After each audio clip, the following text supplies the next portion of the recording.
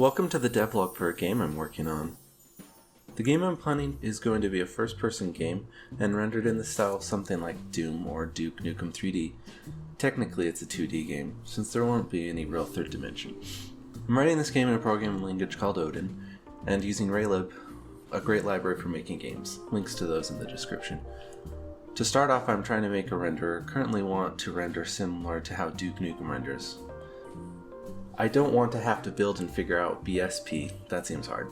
The plan is to have sectors and walls inside the sectors, then draw all the walls in the sectors plus other visible sectors.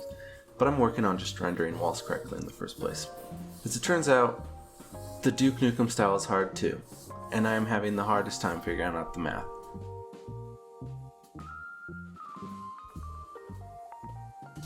Frustrated, I move on to copying code I wrote in C/C++ to do raycasting. Raycasting is something I know more about, and of course having something to steal from helps a great deal.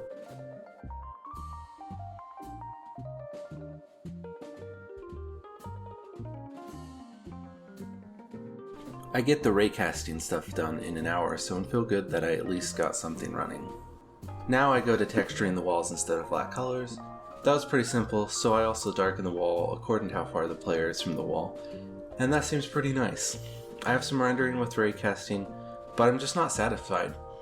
While in bed a day later, I have what I think is an epiphany for how to properly do the math for the Duke Nukem method. In the morning I dive into it. 6.5 hours later. I finally have it. I figured out the math for the most part. My projection is mostly correct. I clip the walls to the view area, it all seems to be working, so it's time to texture some walls. Well, the texturing isn't going great here. The texture is sliding around and you might be able to see that the direction of the texture is flipping. Something about my math is off, but I barely understand the math in the first place, so it might not be easy. Eventually I get the texture from sliding around, but it gets warped weird. I think that's what the professionals would call affine texture mapping. I think. We want perspective correctness though. Defeated, I again lay in bed and look at the math of perspective. I think I get an epiphany again. And the next day, I figured out the correct math. I think. And now the texture doesn't look too bad. Besides, of course, being only 128 by 128. That was week 1, and I think we will have at least a foundation for how we want to render things. But it's going to need to be more robust.